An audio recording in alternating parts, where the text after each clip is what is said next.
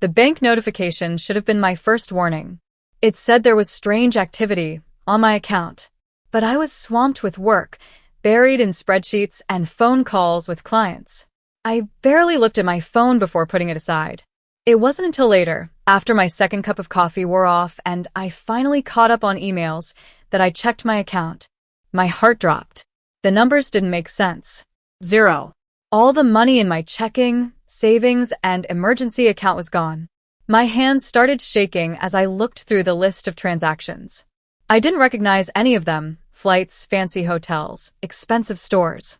My breathing got fast and shallow. I instantly knew who did this. Amy. My mom. The woman I hadn't trusted for years. Hey, are you okay? Christine's voice snapped me out of it. She stood at the entrance of my cubicle, her face full of worry. I held up my phone. My account, it's empty. Her eyes went wide. How is that even possible? I swallowed. My throat felt dry. The joint account from college. I never closed it. Christine pulled up a chair and sat beside me. Call her. I already was. It rang once, twice, then went to voicemail. I tried again and again. Nothing. My heart was racing. I have to go home. The drive back was a blur. My mind was spinning with panic and disbelief. How could she do this? She'd seemed different lately, more stable, more involved. I let my guard down. When I pulled into the driveway, I noticed right away her car was gone. The front door was locked, but everything inside looked normal. For a second, I hoped I was wrong. Then I saw the letter. It was sitting on the kitchen counter. Her handwriting was neat and careful. Dearest Jemma, by the time you read this, I'll be overseas. I'm sorry, but I needed a fresh start. You'll understand someday. Love, Mom. The words became blurry as my fingers gripped the paper tightly. I couldn't breathe. Understand? I whispered, my voice shaking. She emptied my account and wants me to understand? A loud scream burst out of me, full of pain and anger. The house was completely silent, like even it had been left behind. Then my phone buzzed. It was a number I didn't know. Hello? Is this Laura Bush? A man's voice. It sounded professional. Yes. Who's this? My name is James Woods. I'm your grandmother Anna's lawyer. I've been trying to reach you. I grabbed the edge of the counter. What is this about? I'm sorry to tell you, but your grandmother passed away last week. The room spun. Grandma Anna, the only one who ever stood up to my mom. The woman who paid for my first semester of college when Mom tried to stop me from going. The one who always told me to fight for what I deserved. Gone. James kept talking, something about her will, a meeting, legal stuff, but I couldn't take it in. I was still holding my phone tightly when another voice reached me. I came as soon as I could. I turned and saw John standing in the doorway. He knelt beside me, calm and steady. His presence felt familiar and safe. Christine called, he said. She thought you might need backup. I let out a shaky breath. She took everything, every last cent. And now, Grandma's gone too. He sat beside me, his shoulder touching mine. You know what she always said, he reminded me. Never let anyone steal your dreams. I nodded and wiped my tears. She believed in me. She still does, he said gently. And you're not alone in this. My phone buzzed again. Another message. Hey, your mom just emailed the office saying you're taking time off for a family emergency. Everything okay? My stomach turned. I showed John the screen. She's covering her tracks, I whispered. Making sure no one wonders where I am. She planned this. She did, he said, his voice cold. Getting close again. Gaining your trust. Just so she could take what she wanted. The numbness I felt was fading. Now, something sharper was rising inside me. Anger. Determination. What are you thinking? John asked, watching me closely. I stood up, straightening my back. I'm thinking about what Grandma Anna always used to say. He waited. Sometimes, I said slowly, karma needs a little help. James's office was too warm. The kind of warmth that made the walls feel like they were closing in. I sat stiffly in a leather chair, hands in my lap, while he sorted through a thick pile of papers. Before we begin, he said, adjusting his glasses, I want to say how sorry I am. Anna wasn't just a client. She was a dear friend. I swallowed hard. Thank you. I still can't believe she's gone. She talked about you often, James said as he pulled out a thick envelope and slid it across the desk. In fact, you were her main concern during our last meeting. Just then, the door opened, and Christine walked in. Sorry I'm late, she said, sitting beside me and gently squeezing my hand under the table. I had asked her to come with me. I didn't want to face this alone. As you know, James continued, your grandmother was a smart businesswoman. The boutique hotel chain she built is now worth about $15 million. My head snapped up. $15 million? And that's just the hotels, he added, sliding another paper toward me. There's also her personal belongings, investment accounts, and several properties. Christine gripped my hand tighter. I could barely focus on the numbers. Only one thought kept repeating in my mind. Mom. She left everything to you, Laura, James said. Every asset, every building, every cent. I could hardly breathe. But what about my mother? James's face turned serious. Anna was very clear. She didn't include Amy in the will. She said, and I quote, my daughter has taken enough. A shaky, shocked laugh came out of me. Mom is going to lose her mind when she finds out. She already knows, James said quietly. She's been calling my office every day, threatening to fight the will. From New Zealand, I muttered. How convenient. There's something else, James said as he opened a drawer and pulled out an old leather journal. Anna left this for you. She asked me to give it to you in private. The journal looked old and soft from use. I ran my fingers over the cover, then opened it to a page that had been marked. My dearest Laura, if you're reading this, I'm gone. But I've watched you grow into a strong, capable woman, even though Amy tried to keep you under her control. The money I left you isn't just wealth, it's freedom. Use it wisely. And remember, sometimes the best way to deal with a snake is to let it think it's winning until it falls into its own trap. All my love, Grandma Anna. My hands were shaking as I closed the journal. The door opened again, and Christine came back in alone. You okay? She asked, sitting beside me. I looked at the journal, then at her. She knew, I whispered. Somehow, Grandma knew Mom would pull something like this. What are you thinking? Christine asked. Before I could answer, my phone lit up with a message. It was an email from my mom. Anna's death is such a shock, darling. I know this must be a hard time for you. We should talk about the will. I'm sure we can work something out. Call me. Love, Mom. Christine read it over my shoulder and shook her head. She's unbelievable, she said. She steals all your money, runs away, and now she still thinks she deserves part of the inheritance? I stood up and started pacing. You know what's crazy? A part of me still wants to believe her, I said. That's how convincing she is. Even now, she almost has me fooled. Christine crossed her arms. So, what's the plan? A plan was already forming in my mind, clear, bold, and a little scary. We let her think she's winning, I said slowly. Tell James to accidentally mention that I'm thinking about sharing the inheritance. Christine's eyes widened. You want her mom to come back? I picked up Grandma's journal. Fine, I whispered. Let's give her a reason to come home. The master bedroom had always been off limits to my mom.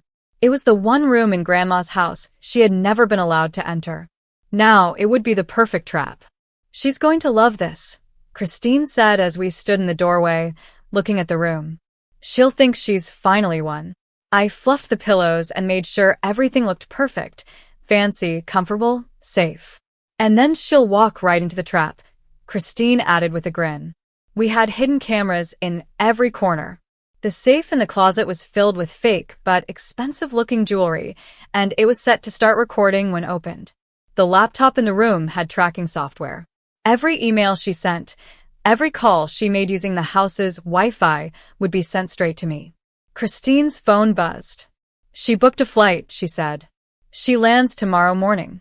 Perfect. The next morning, John waited at the airport holding a sign with Mom's name on it. She walked out of the terminal in designer sunglasses, pretending to be modest. "Where's Laura?" she asked, looking around. "She's busy with the hotels," John said smoothly. "She asked me to pick you up." As they drove to the house, I watched everything through the security cameras. I saw how her eyes moved around, taking everything in. She smiled when she saw the master bedroom. That night, while sitting in my office, my phone buzzed. A text from Mom. "Darling, I know I've made mistakes, but let's talk. We're family. We can figure out what's fair together." I looked at the message. Then I looked at the live camera feed. She was already trying to open the safe. "She thinks she's tricking me," I said. Christine leaned over my shoulder. "But she has no idea what's really happening." I typed out a reply. "Of course, Mom. Let's talk." I hit send. On the camera, she smiled as she read my message. "Game on," I whispered. The master bedroom sparkled under the soft light of the chandelier. The silk curtains moved gently with the night breeze. This room had always been my mother's dream, to live here, to be seen as the true heir to Grandma Anna's empire. Now it was her golden cage. "This is next-level mind games," Christine said, standing in the doorway. I loved how it looked. The closet was filled with fancy designer clothes, each one still with a security tag. The safe in the corner sparkled with shiny jewelry, not real, but good enough to catch her attention. On the desk sat a modern-looking laptop, already loaded with fake money documents. "She won't be able to resist this," I said softly, tapping on my phone. David, our tech guy, had set up the whole room. Every drawer, every cabinet, and every device had hidden cameras. If she tried to open the safe, use the computer, or send an email, it would all be recorded. John walked in and dropped a stack of papers onto the desk. "Here are the final pieces. Fake property papers, fake investment deals, all pointing to things that don't really exist." I flipped through them and nodded. "Good. She'll think she's found her next big score." Christine crossed her arms. "So, what's the plan in the end?" "We let her think she's in control," I said, glancing at the live camera feed on my phone. "Then we let her trap herself with her own greed." As soon as Mom arrived, she put on her best act. "Oh, sweetheart," she cried, wrapping me in a hug that smelled like expensive perfume and lies. "I've missed you so much." I didn't hug her back. She pulled away slowly, her hands staying on my arms as she looked at my face. "I know I made mistakes, Laura," she said. "I just want to fix things." "Of course," I said with a smile. "That's why I wanted you to stay here, so we can rebuild." Her eyes flashed with something cold and sneaky. "I'd love that," she whispered. I led her to the master bedroom. The second she walked in, I saw it, the greedy look on her face. Her fingers touched the fancy furniture, the soft velvet bedding, the shiny wooden vanity. "It's beautiful," she whispered. "It's all yours while you're here," I replied. She glanced at the closet, the safe, the laptop. I had to work hard not to smile.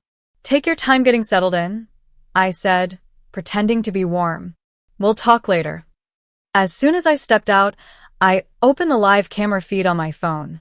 Mom didn't waste a second. First, she opened the closet and ran her hands over the designer clothes. Then, she moved to the safe, trying a few codes before giving up with a sigh. Next, she sat down at the desk and opened the laptop. Her eyes grew wide as she read through the fake documents. Just like I expected, she took out her phone and started snapping pictures. Christine watched over my shoulder and smiled. She's making her move. By the next morning, Mom had already reached out to a few possible investors. She's been emailing and calling real estate agents and money backers, David reported. She's using the fake contracts as bait. John let out a deep breath. She's really going all in, huh? Of course she is, I said, leaning back in my chair. This is the biggest scam she's ever tried to pull. Christine glanced at her phone. She just confirmed a lunch meeting with 3 investors at the Blue Lotus tomorrow. I smiled. Perfect. The next afternoon, the Blue Lotus was crowded. I spotted Mom right away.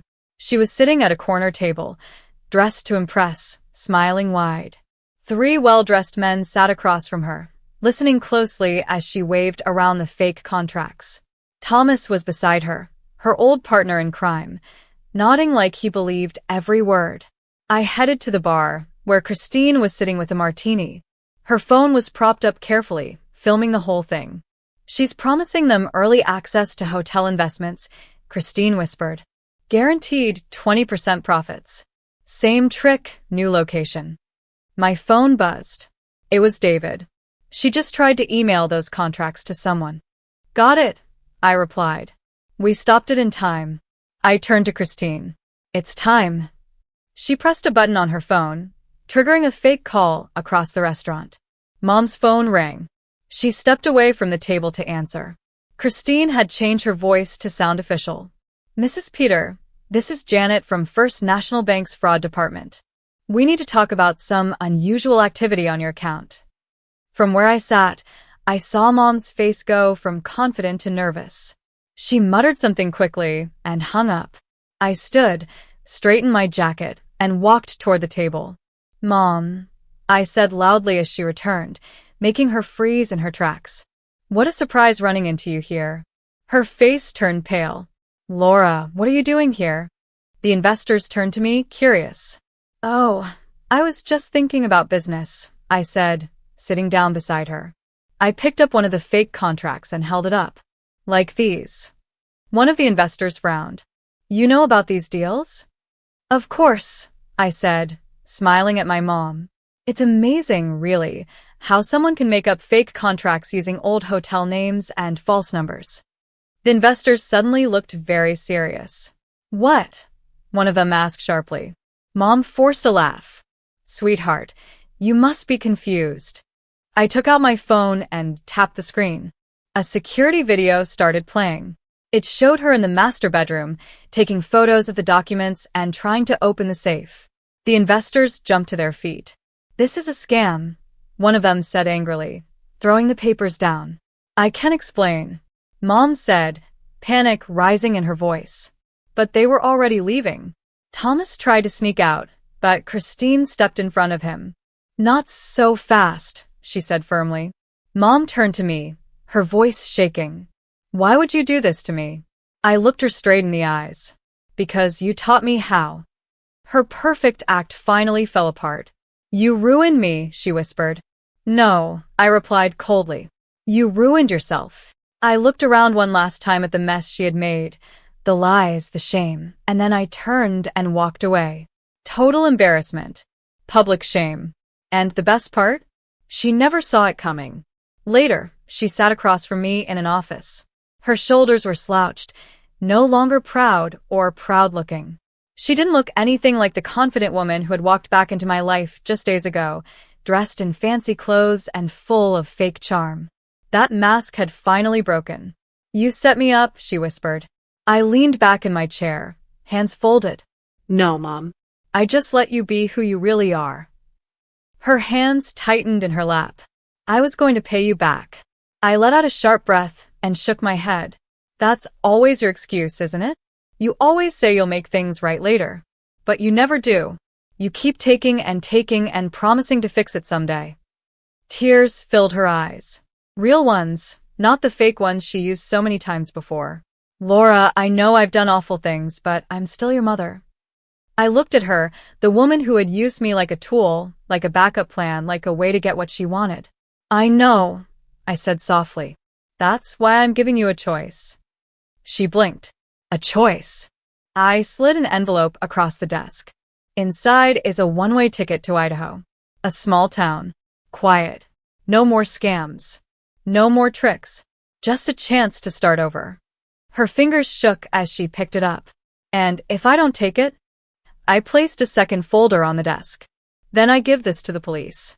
It has everything, proof of your lies, your scams, statements from people you hurt. I press charges. You'll lose everything. And this time, there won't be a way out." Silence filled the room. She looked down at the ticket. "Idaho," I said. "A quiet town, a small job, an apartment, and enough money to last 7 months. After that, you're on your own. No tricks. No shortcuts. A real life." She looked up at me. "And You think I can just change? I don't know, I said honestly. That's up to you. She let out a bitter laugh. I don't deserve this. No, I said. You don't, but I do. Her eyebrows pulled together. I deserve to know I at least tried, I said. Tried to break the cycle. To walk away knowing I gave you a real chance to be better. Her hands tightened around the ticket. When do I leave? Just then, the office door opened and John walked in. He looked at me with a question in his eyes. I nodded. She's ready. Mom rose slowly, looking at me, then at the envelope. You're really sending me away? You did this to yourself. For a moment, I thought she might argue, try to twist things one last time. But instead, she let out a shaky breath and gave a small nod. She walked toward the door, then stopped. You really are Anna's granddaughter, she said softly. She would have been proud. I watched her walk out. The door closed behind her. Only then did I finally let out the breath I'd been holding. Christine walked in a few minutes later, holding 2 glasses of wine. Well, that was intense, she said. I took one glass and sipped slowly. You okay? She asked. I nodded, even though my chest still felt tight. I think so. Christine sat across from me, her eyes watching closely. And now? I slid another folder across the desk. She opened it, eyebrows raised. A restitution fund, I explained. I'm using the hotel profits to start paying back the people Mom scammed. It won't fix everything, but it's something. Christine let out a slow breath. That's a big thing to take on. Are you sure? I have to be. She reached over and squeezed my hand. You're a better person than she ever was. Maybe, I said. But that doesn't mean I'll be like her. Months passed. I threw myself into work, into running the hotels, and into making sure Grandma's legacy stood for something good. The restitution fund kept growing. Quiet, small payments were sent to the families my mother had hurt. And even though I didn't want to, I kept checking on her. She was still in Idaho. She was working at a small cafe, wiping tables, pouring coffee. No scams. No stolen money. Just a quiet, simple life. And so, one cold winter morning, I found myself sitting in a car outside that cafe. I stared through the frosted window, watching as she refilled a customer's coffee cup.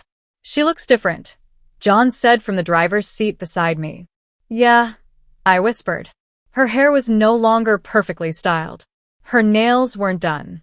She looked real. You sure you want to go in? He asked. I nodded. I have to. He gave me a gentle look. I'll be right here. I stepped out. The bell above the door jingled as I walked in. Mom had her back to me, restocking sugar packets. We're closing in 10 minutes, she said without turning around. I swallowed hard. Hello, Mom. She froze. Slowly, she turned around. Her eyes widened. Laura? I sat down at the counter. Coffee. Black. Her hands shook a little as she poured the coffee. When she slid the cup in front of me, she whispered, Are you here to see if I'm still a fraud?